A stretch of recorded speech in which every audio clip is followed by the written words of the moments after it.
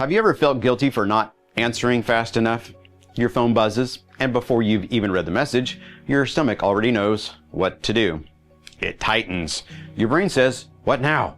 Your body says, "Apparently we are back on duty." And you have not even looked at the screen yet. This is the strange world we live in. A notification can walk into the room before the person does. A text message can interrupt dinner. An email can follow you into bed. A quick question can become a full emotional weather system. And somewhere along the way, we started believing something dangerous. If I'm always available, I must be more faithful. If people can always reach me, I must be more caring. If I respond immediately, I must be a better leader, pastor, parent, teacher, friend, or business owner. But what if that is not always true? What if always being available is slowly making you unavailable for what matters most? By the end of this episode, I want to give you one sentence that may change how you think about your phone, your calendar, your people, and your guilt.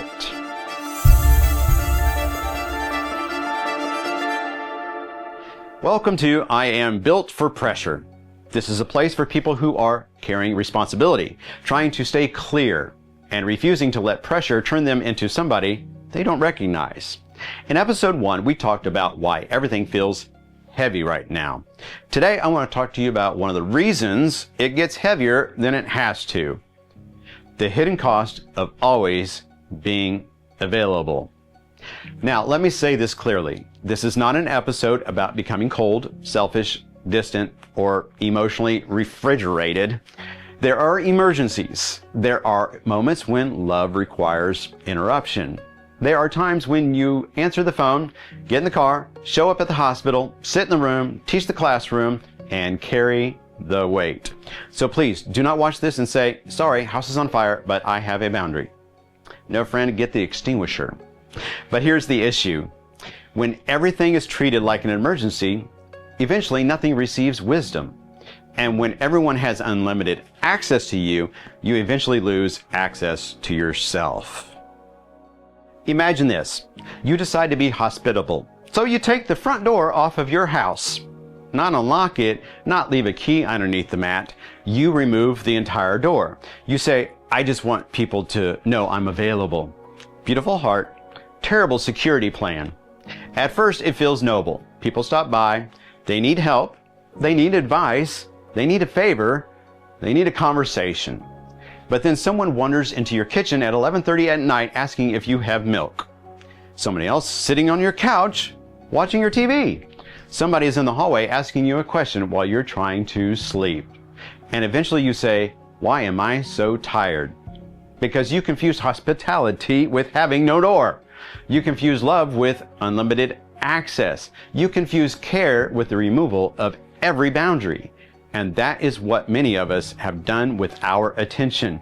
We would never take the front door off of our house, but we have taken the door off of our mind. We have taken the door off of our calendar. We have taken the door off of our emotional energy. And then we wonder why we feel invaded. Allow me to tell you a story. Picture a leader. Could be a teacher, could be a business owner, could be a team leader, could be someone who has been the strong one so long that people stopped asking whether strength has a cost. This leader finally sits down at the end of the day. Dinner is there. Family is there. The room is calm for the first time in 12 hours. Then the phone buzzes. One message. Just one. The message says, "Quick question." Now let me pause right there. There are two phrases in the English language that are almost never true. Quick question. And this meeting will only take 10 minutes. That quick question turns into a response, then a follow-up, then clarification. Then another person gets looped in. Then the leader starts thinking, "I probably need to handle this tonight, because if I don't, it will be worse tomorrow." So now dinner is still happening, but presence has left the table. The body is in the chair, the mind is in the thread, the family sees the face, but the attention is somewhere else. And here's the point. The text message may have taken 12 minutes, but the cost was not 12 minutes. The cost was the residue. The cost was the way it followed that leader back into the room. The cost was the way sleep got thinner. The cost was the way that people physically present and receive the leftover version of yourself to someone they love. This is the hidden cost of always being available. It is rarely just the time. It is the mental residue. Now, the first hidden cost is fragmented attention. Every time you are interrupted, your mind has to switch rooms. You may be sitting at your desk, but mentally you are running through a hotel with 37 doors open. The door is your child, the door is your church, the door is your client, the door is your students, the door is the budget, the door is the staff issue, the door is the person who said, "No rush," and then sent 3 question marks. And when people live like that long enough, they stop doing deep thinking. They start doing emotional triage. They stop leading from clarity. They start responding from adrenaline. And adrenaline is a terrible long-term administrative assistant. It is good for emergencies. It is not good for building a life. Here's the question. How many things have access to your attention that have not earned access to your life? That is not a small question, because your attention is not just a productivity tool. Your attention is part of your stewardship. What you keep looking at, reacting to, checking, refreshing, and answering is slowly training the condition of your soul. Now, the second hidden cost is trained dependency. This one is sneaky, because always being available can feel like service, and sometimes it is, but sometimes always being available does not help people grow.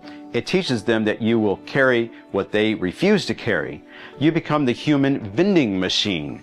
Insert urgency, receive solution. Insert confusion, receive clarity. Insert lack of planning, receive your evening. Now again, hear me clearly, people need care. People need guidance. People need shepherding. People need leadership. But leadership is not doing everyone's thinking for them. Parenting is not removing every obstacle so your children never build resilience. Business ownership is not answering every message immediately so your team never learns judgment.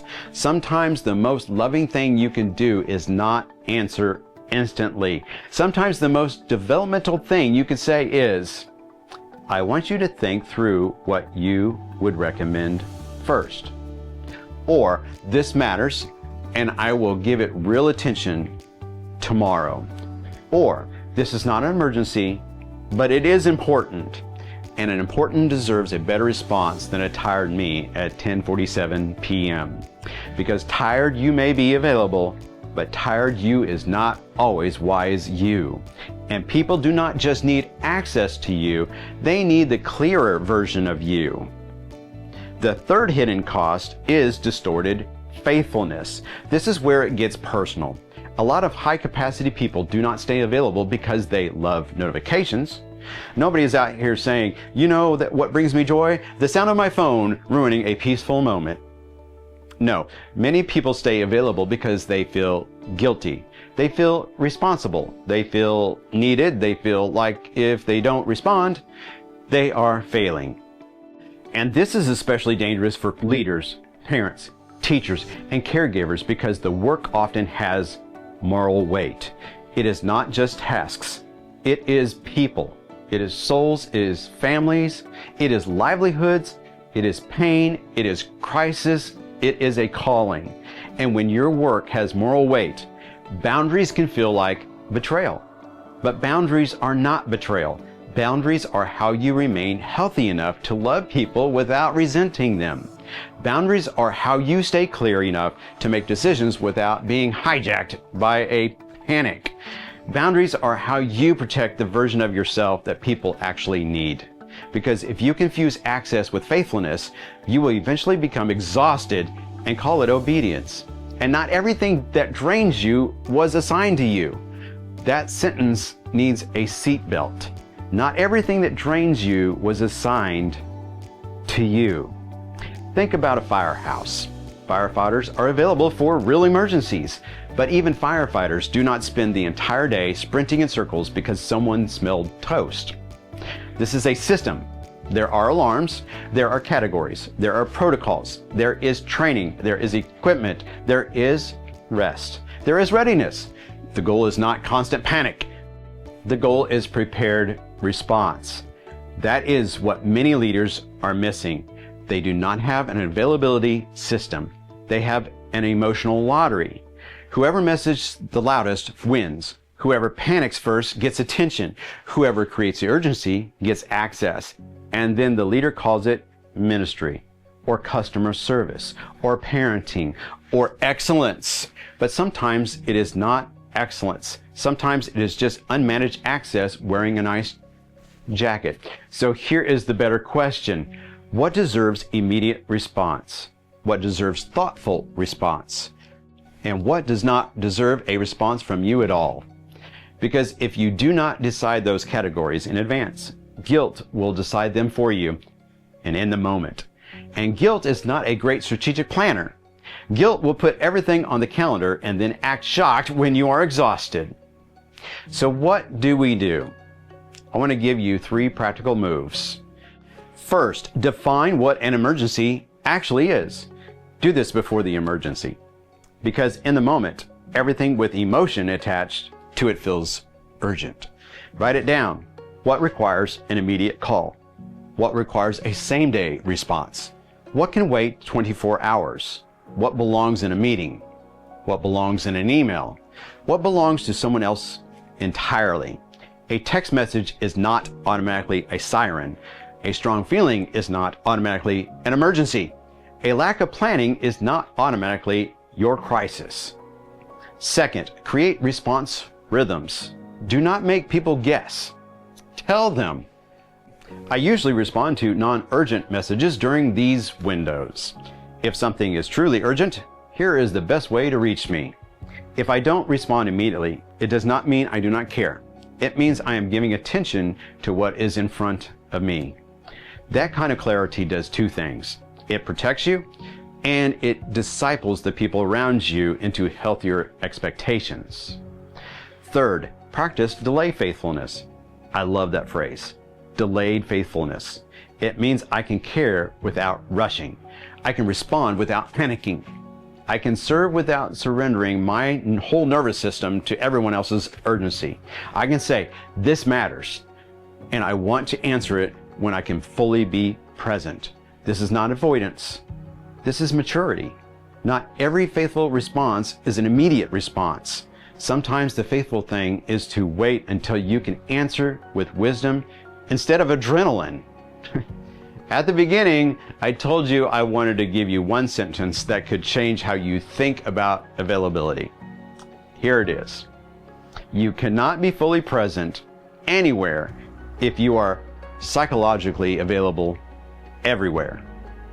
That is the hidden cost. It is not just time, it is presence.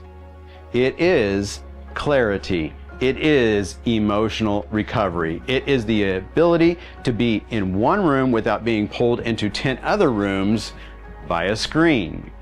Always being available to everyone can make you unavailable to your assignment, unavailable to your family, unavailable to your own health, unavailable to the important things of life, unavailable to deep thought, unavailable to quiet wisdom that you need before you make the next decision. So no, the answer is not to become unreachable. The answer is to become wisely reachable, available on purpose, responsive with clarity, present without apology, because pressure is real. People are real, needs are real, but so is your capacity. And if you do not steward your capacity, eventually your capacity will make decisions for you. This week, ask yourself 1 question. Who or what has unlimited access to my attention right now? Then ask a second question. Is that access helping me become more faithful or just more exhausted? Because you are not built to be everywhere. You are built for pressure, but pressure needs clarity, and clarity requires presence. If this has helped you, subscribe and stay with me through the first season. In the next episode, we're going to talk about one of the foundational ideas of this whole channel. Most leaders do not break from pressure. They lose clarity inside it.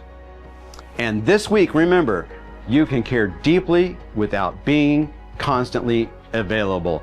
That may be the beginning of getting your clarity back.